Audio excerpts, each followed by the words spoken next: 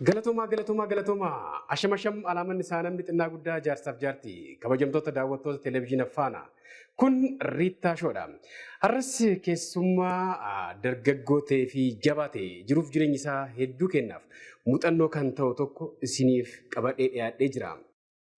Ogeessa fayyaa akkasumas injiinara ogummaa itti barate kanaan milkaa'uu isaatiin dura hojiilee 7 fi isaa ol dargaggummaa isaatti yaalee jira.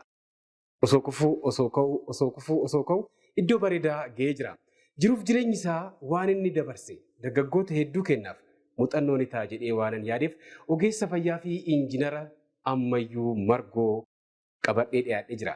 Injiinara kana waliin turtii bareedaa ni taasifna. Hanga xumura sagantaa keenyaa kan nu faana turtan yoo ta'e muuxannoo bareedaa yeroo bareedaa waliin ni dabarsina. Gama ogummaa daarektingiitiin istiidiyoo maratochuudhaan Nimoonaa Rittaa kaameeraa Lamtsaayee Girmaa qopheessaaf dhiyeessaan ani Rittaa Taaddalaati. Kan akkanatti na bareechee magaalaa Adaamaatti kan argamu suufiiwwan babbareedoo biyya Turkiidhaa fiduun kan beekamu Abbukkii Pirootokool guddaa galateeffannaani. Ceesiftuu booda gaafa walitti deebinu injiinar ammayyuu margooliin Rittaa Shoo keessatti isin eega. Na faana bu'aa.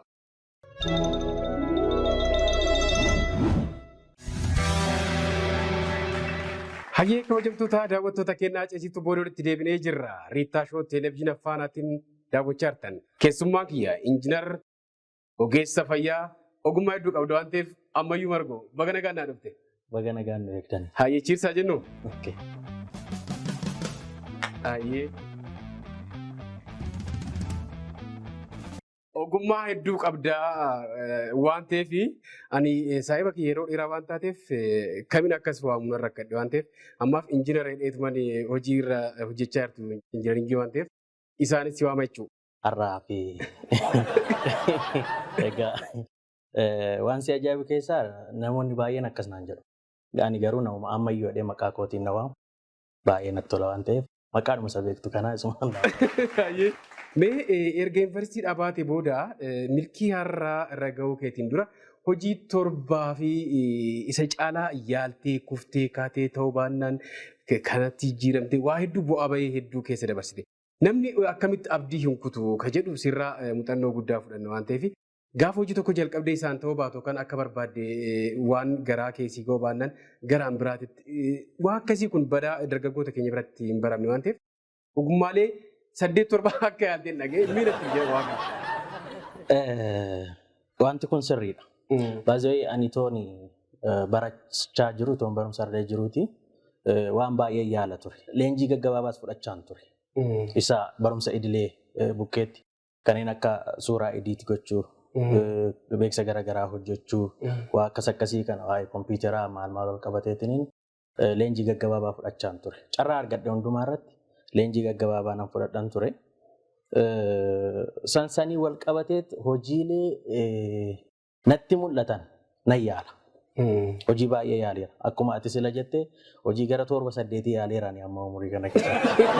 Adoolessa keessa eebbifamee baheetaniin hagayya keessa mana maxxansaa tokko banne.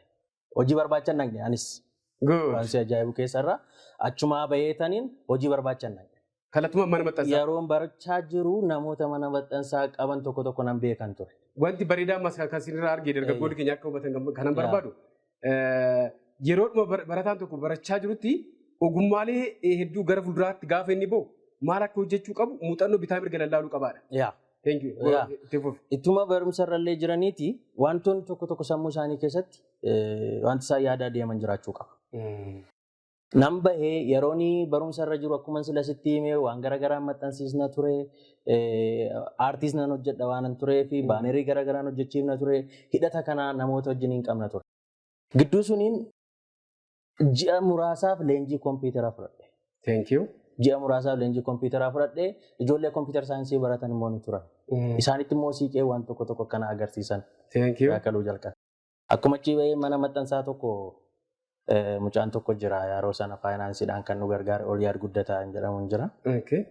Mana maxxansaa banne siifan advertaayizing kan jedhamu. Biizinesiin isa jalqabaa kana. Biizinesiin ni jalqabaa.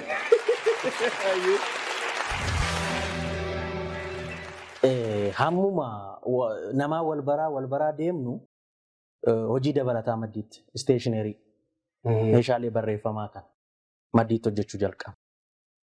Hojii maxxansaa hojjennu kana amma yeroo baay'ee argitee ta'ee hojii maxxansaa yeroo amma magaalaa keenya keessa iddoo garaagaraa keessatti nuti argitu biiroo banatanii mana maxxansaa jedhanii hojii eeggatu. Namuma dhufeef hojii harkaa fuudhanii hojjetu. Nuti garuu isaan hojjennu turre. Magaalota Oromiyaa keessa jiran irra naannofne lakkoofsi manaa amma magaalaa keessatti argitu baay'een isaanii qalamaan barraa'u. Balbaluma irratti lakkoofsa wayii barreessu ture. Nuti garuu Oromiyaa ta'uu isaan ibsu odaa fi alaabaa mootummaa naannoo Oromiyaa. Achirratti immoo maashinaan hojjetamu akkamiin kun? Ittiin sii dhufa. Jalqabaa Adobe irratti footoodhaan edit goona. Achi booda bifa stiikeriin jedhamu isaan piriinti ta'eetiin hin baha. Stiikerii saniin piriinti goonee baanee laameraa binnaa laameraa irratti saayizii hin qaba wannichi. Akkuma bulchiinsi magaalichaa nu ajajan. Laameraa sana irratti stiikerii sana erga maxxansinee booda laamericha hin murra. Hojii baay'ee hojii humnaa illee hin qaba bara. Hojii humnaa baay'ee qaba. Qalama kana fa'aa. Isaan maali? Laameraa muruun harka koo kana jijjiiree beeka. Hojjetaa qacaree hojjechiisuu hin danda'u.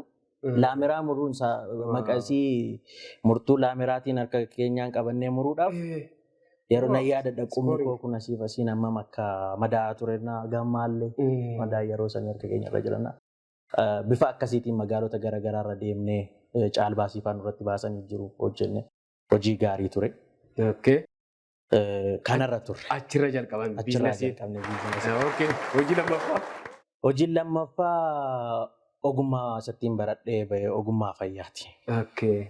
Ogummaa fayyaatiin godina biraas naannoo Gujii keessa deemee hojjedhee even muudamaan hooggansa wayiirrayyuu waan ta'e achuma irratti hojjedhee ogummaatiin. Ogummaan ani baradhe ogummaa bareedaa ture. Miidwaayiferiidha. Deessisuudha. Ogummaan baay'ee jaaladhu ture. Isaan takka hojjedhe garuu isaan kanan hojjedhe amman gaafa injineeringiidhaan eebbifamee booti. Bravo. Normally wanta hanga ammaatti natti himte kuni maallaqa hin qabanii jechuun hin danda'amu. Ishiin jalqabaa maallaqa xiqqoo ishii hin qabdi. Garuu mul'anni kee guddaa waan ta'eef ammallee akkas jechuun dirqama ta'e. Mul'anni ani qabadhee deemuu fi iddoon ani dhaabadhu wal madaaluu dide. Amma sitti fufte? Ittumaan fufte. Maal godhe ergasii? Achii booda waan si ajaa'ibu as keessatti wanta hin daganne gidduu san keessatti ani gaafa kutaa 8 bara duraa kaasee muuziqaa hojjechaa ture. Namni isaa ammumaa kaafnoo jette. Weellisaa Oromoo qarshii 50 konsertii guddaa irratti hojjetedha. Qarshii 50 konsertii guddaa yuunivarsiitii Adaamaa keessa nan fakkaata. Waltajjii irra baatee akka ajaa'ibaa sirbite. Boodara gaafa achii godhan aboo weellisaan kun birrii 50 kaffalamu. Weellisaa jalqabaa birrii 50 konsertii hojjetedha. Reettaati dubbii qabda. Mee adeemsa muuziqaa kee illee waan bareedaatu jira. Muuziqaa baay'ee tokko akka jaalattu quban qabaa. Waltajjiiwwan garaagaraa irratti Adaamaa gaafa sirbituus nan beeka. Ammata 6-7 dura. Muuziqaa kanan dhiiftee gara injiinaringii kanatti gara biizinasii kanatti lixxee haftee moo maa inni waan isaa? Ani hojii aartiitii ala keessattuu muuziqaa ala nan jiraadha yaadeen beeku. Birrii 50 waa'een seenaa birrii 50 dhugaadha. Sa'a jaarraa amma halkan keessaa sa'aatii 2 hojjedhe muuziqaa nan yaadadha yeroo sana. Birrii 50 moo? Birrii 50.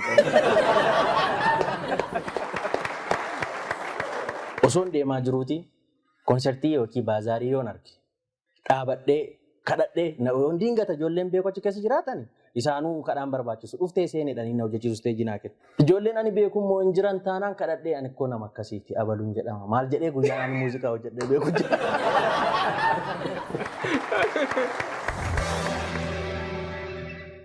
Hagasumarraa asumaa asirraallee wanni jechaa kaayyoon ani qabadhee deemu sunii fi wanti ani irra jiru waliin madaalu. Ammas ta'uu dide. Ammas ta'uu dide.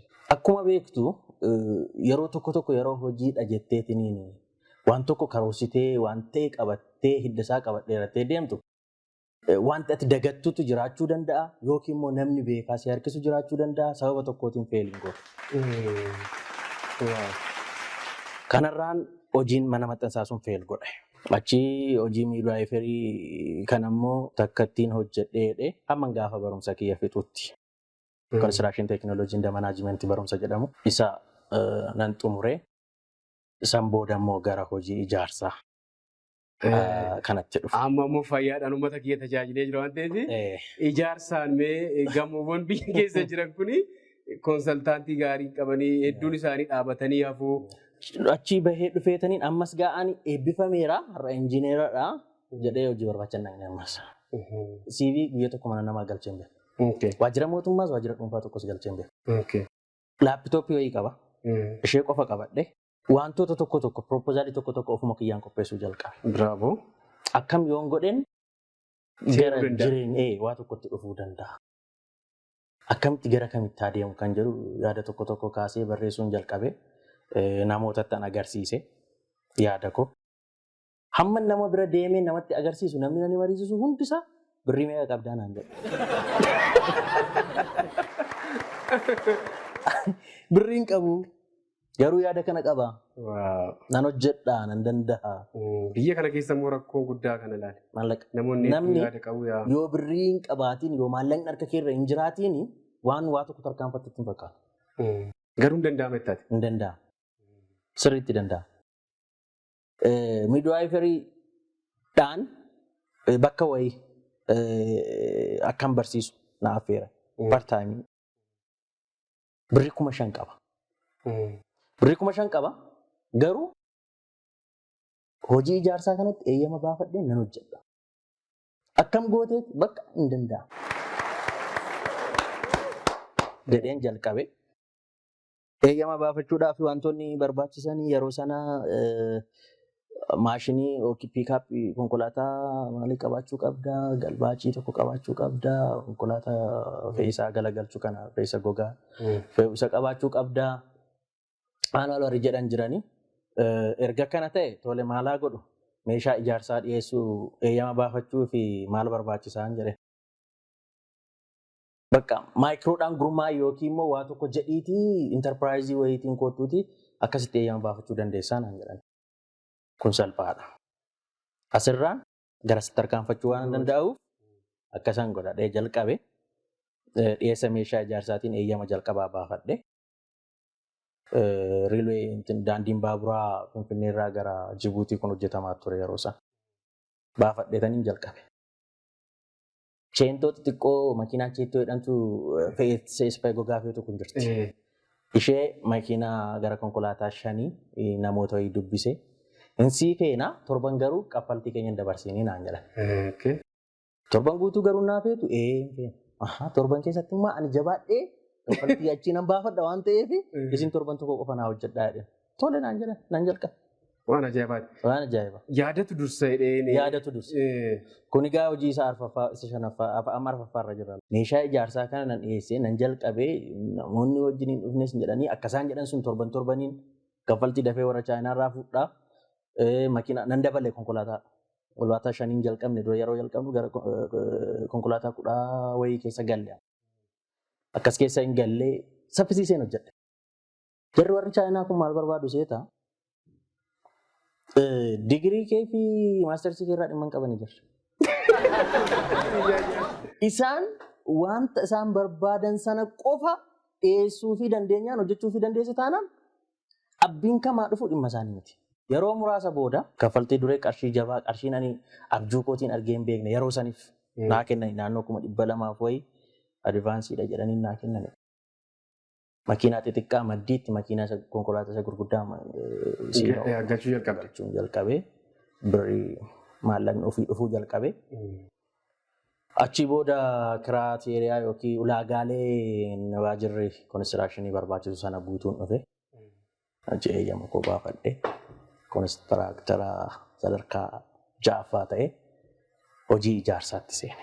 Ammatti jiruuf jireenyaatti dabarsitee keessumattuu xiinsammuu irratti dargaggoon tokko yaada bareedaa kan qaboote laaptooppii takka qabatee sammuu qabatee gara itti barbaadutti bitaa mirga lallaalee tooftaadhaan of jijjiiruun akka danda'amuu fi eebbifamtee qofa biiroo irra kakkaatuun kun takkaa waa yaalanii ta'uu waannaan abdii kutachuun kun barbaachisaa akka hin taane sirraa hubadheera.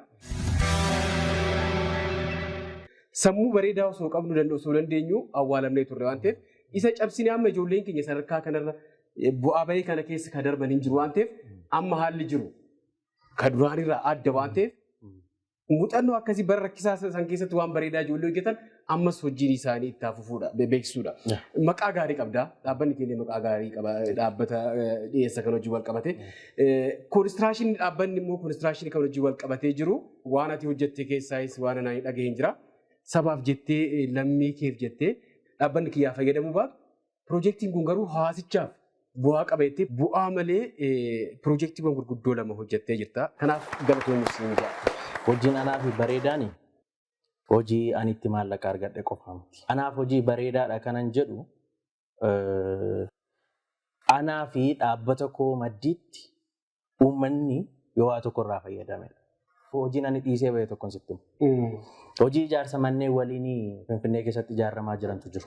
Hojii ijaarsa manneen waliinii sana yeroo caalbaasiin kennamu fudhadheen ture. Akka carraadhaan waan isaan nama kennamuudha argadheetan ture. Garuu ogummaadhaan wanta hojjetamu wanta boru uummanni kun itti fayyadamu mana namni boru keessa jiraatu sadarkaa akkamiiti adeemsa akkamiirra deema maal fa'aati hir'innas keessa jiru jettee iddoo itti yaaddutu jira. Kanaaf maal gochuu qabna? Akkin ani barbaaduu fi ogummaa ani barbaadu saniin waan ijaaramu ta'e maallaqni ani asirraa argadhu natti hafu wajjin. Gadhee dhiisee bahe. Al tokko asuma irratti maallaqumaaf jedhamee qulqullinni manichaa bifa baay'ee nama gaddisiisuun namni naannee mootummaatti akka quba qabu. Maaliif waan akkasii gaafa ijaaramu wayyaa mootummaa kanadha malee koontiraaktara kana koonistiraashinii kana kan hojjete koonsaltii kan godhe eenyuun jedhu. Kanaafuu namoonni akka keetii kana itti gaafatamummaan itti dhagaamee waan akkasiinarraa hin dandeessa barbaadee kobootaanis ijaartee argachuu qofa yoo ta'e hin dandeessa waan ta'e walitti qabdee keessaa bahuu dandeessa. Thank you very much. Gaaffiin kiyya maal akka ta'e mootummaa irratti illee akka gaaffiitti kanan kaasu waan bareedaa barbaadanii calbaas irratti gatiin gadi bu'aa mo'achuun kun akkamitti danda'amaadha? Silaa waan gaarii barbaadda ijaarsa gaarii barbaadda waan ta'eef gatiin calbaasiidhaaf dhiyaatu garuu kan mo'atus gatii gadi bu'aa dhiyeessedha. Waa daazimiin kan hojii wal qabatee gatii yookaan maallaqa shirootti nyaattu osoo qabdu akkamitti foon nyaachuun danda'ama? Tarii foon sun foon heeyyamamaa hin taane foon bineensaa foon akkasii hojii. Yaada gaariidha. Yeroo baay'ee maaltu jira beektaa? Qaamni caalbaasii sana baasu yoomuma kwaalitii istaandardidhaan baasa. Hamma kana hamma barbaachisa jedheetiin hin baasa. Qaamni caalbaasii baasu. Ammas bitaa jirra waan ta'eef kaleessas bitaa turre waan ta'eef. Achi keessatti namoonni maal godhu caalbaasiidhuma san darbuuf gabaadhuma jirra wayii fuudhaniitiin hin dhiyeessu san booda hin darbu. Erga darbanii booda suma arginu kwaalitii isaa tokko baay'ee waan nama jibbisiisu. Yeroo irra gamoo irra ol baatu gamoo coccoo ijaaramee baheetiin baaxii dhimpisu. Waan akkasii kun hin argama biyya keenya keessatti. Kun maal ta'uu qabeettaati? Kuni kan ta'uu qabu amma wanti poolisii irratti poolisii kwaalitii sun irratti wanti wal qabatu wantoonni biraa wantoonni galuu qaban jiru. Ogeessi to'annaadhaan qacaramu jira konsaltaantii kan jedhamu. Ogeessi konsaltaantii ta'e sun kana guutummaan guutuutti itti gaafatamummaa isaa fudhatee fiixaan bahuu qaba. Malee waan akkas namaa kenna isaan hin deemuu qabu. Gonkumaa. Rakkoon konsaltaantota bira illee hin jiru jechuudha. Tokko isa kanadha. Lammaffaa piroojeektichi irratti itti gaafatamummaa fudhatanii qaama mootummaarraa ramadamanii warri hordofan jiru. Kontiraaktara jechuun koo karaa biraa maal daldalaa jechuudha. Fakkeenyaaf.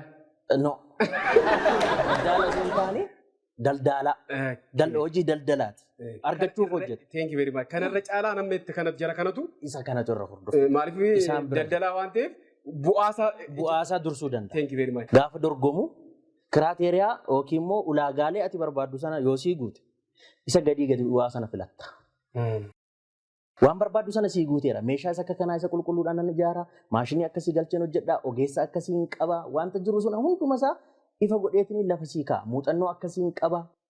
Qabeenya haga kanaa nan qaba. Hojjechuudhaaf dandeettii akkasii hin qaba jedheetiin erga lafa sii kaa'ee gatiin isaa isa gadi bu'aa sana filatta. Mootummaanis akkasuma. Dhaabbanni NGO yookiin immoo dhaabbanni gurguddaan caalbaasii baasee hojjechiisus akkasuma. Ulaagaalee barbaachisu sana erga guutee eenyumtiyyuu isa gatii gadi bu'aa sana filatta. Fakkeenyaaf dubbichi ergasii wanti fafeen ergasii hojjetamu. Wanti fafeen ergasii boodadha kan hojjetamu. Malee inni dubbii caalbaasii gadi bu'anii seenuu sun ammas taanaan ikkoon rakkina hin qabu. Garuu sibiila biyya alaatii galuun nan hojjedha dheetiniin caalbaasii sana guuteetiniin darba namni kun.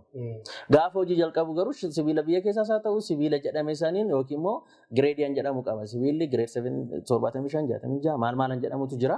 Gireedii 75 erga mo'ee booda gireedii 60 hojii isaa gadi hojjeta. Kanaafidha amma to'annaarra warra jirutu wanta kana bisheessee hordofuu qabaa kanan sin jedhu. Dhaabbanni keenya erga hundaa'eetii kaaseetiniin hojii gurguddaa hojjenneerra. Hojii gurguddaan dhunuuf hojii qulqullina qabu, hojii uummanni itti fayyadame. Erga xumurree baanee booda tajaajila barbaachisaniif kennedha. Kanneen akka daandii baadiyyaa caakkaa gurguddaa cirree lafa hin jirre caakkaa fi gaara diignee yeroon itti hojjenne jira.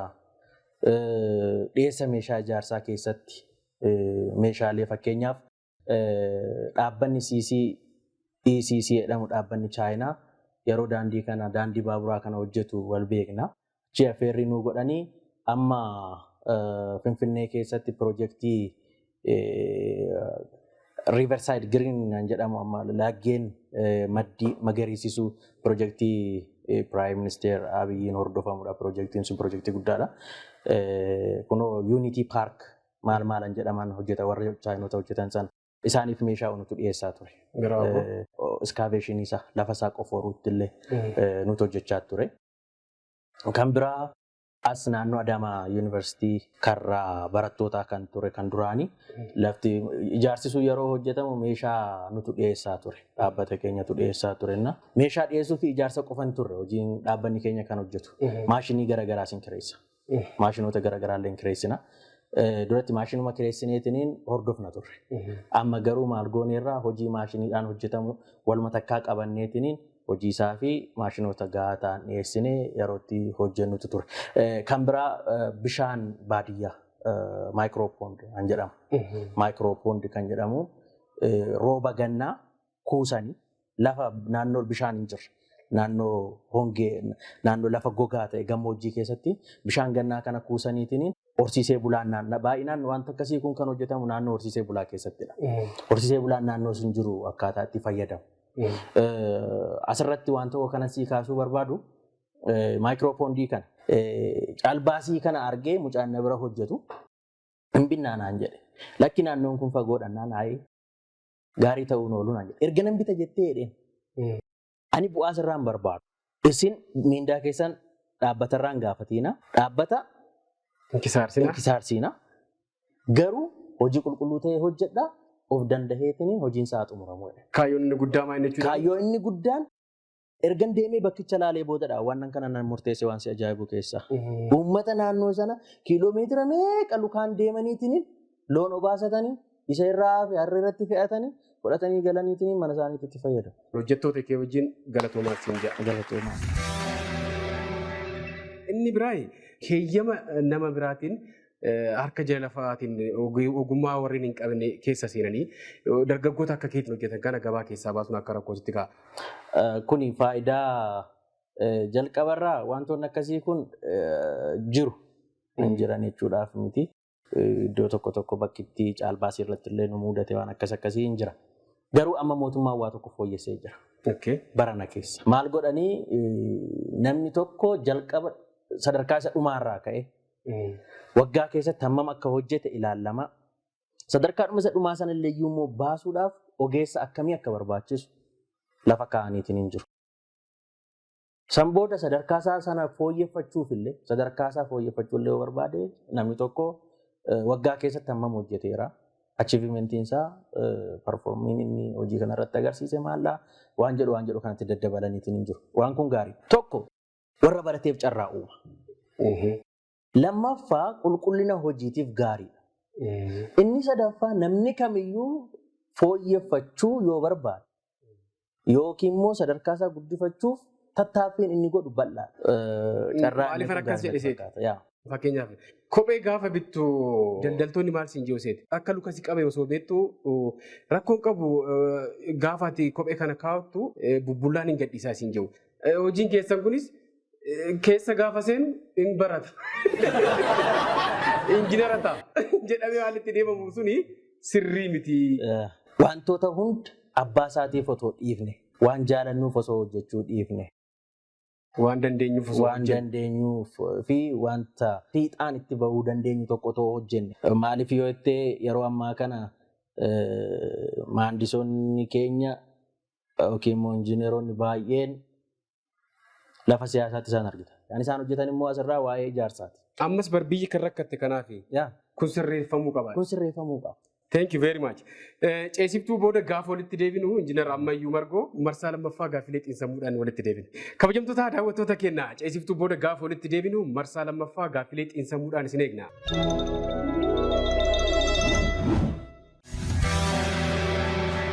Hayyee daawwattoota keenya ceesiftuu booda walitti deebinee jirra. Riittaa Shoo Televiziyoona Faanaatiin daawwachaa jirtan. Injiinar Ammayyuu Margoo lakkoofsa tokko haga 10 lakkoofsa jaalattu tokko naa waan. Tokko hanga 10 torba. Torba. Arjaa.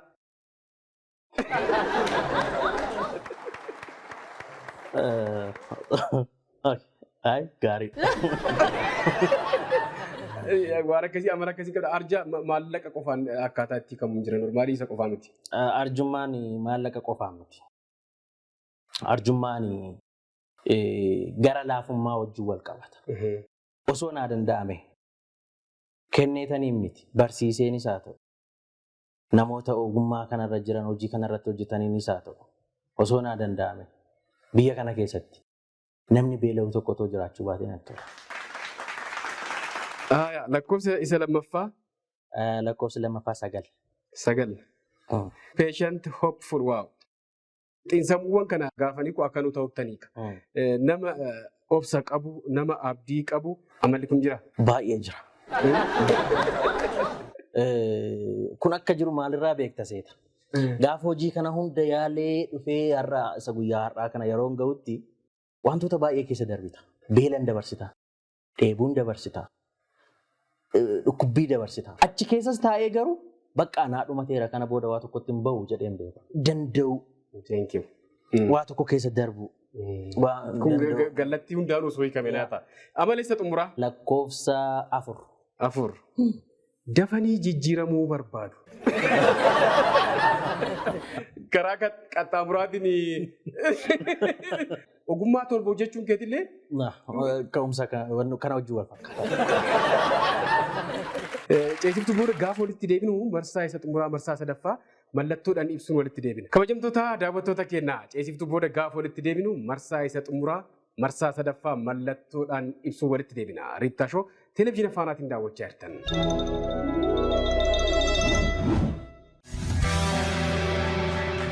Hayyee kabajamtoota daawwattoota keenya ceesiftuu booda walitti deebinee jirra. Marsaa isa xumuraa marsaa sadaffaa irratti argamna. Suuraa isa jalqabaa ilaaluuf jenna waan ta'eef hamma nutii fi daawwattoonni keenya kompiitara irratti ilaallutti turn your face garnatti naannessita. Kompiitar.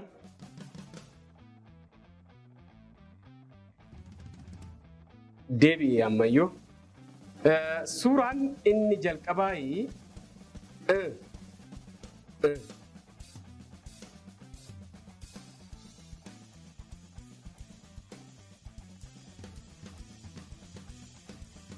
Weellisa Hacaaluu. Siidaa Hacaaluu. Amboo Yuunivarsiitii. Amboo Yuunivarsiitii. Siidaa Hacaaluu. Kaampaasii Awwaaroo. Amboo Yuunivarsiitii. Kaampaasii Hacaaluu hundeessati. Waaw. Turn your face suuraa lammaffaa ilaaluuf jenna. Kompiitar. Deebi'ee injiinar. Suuraan lammaffaa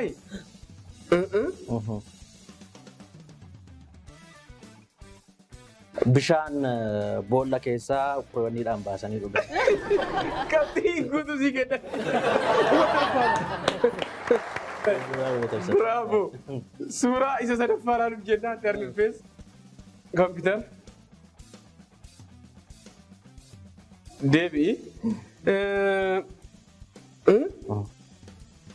Dhagaa. Dhagaa. Tulluu guddaa. Dhagaa ijaarame. Dhagaa Amboo.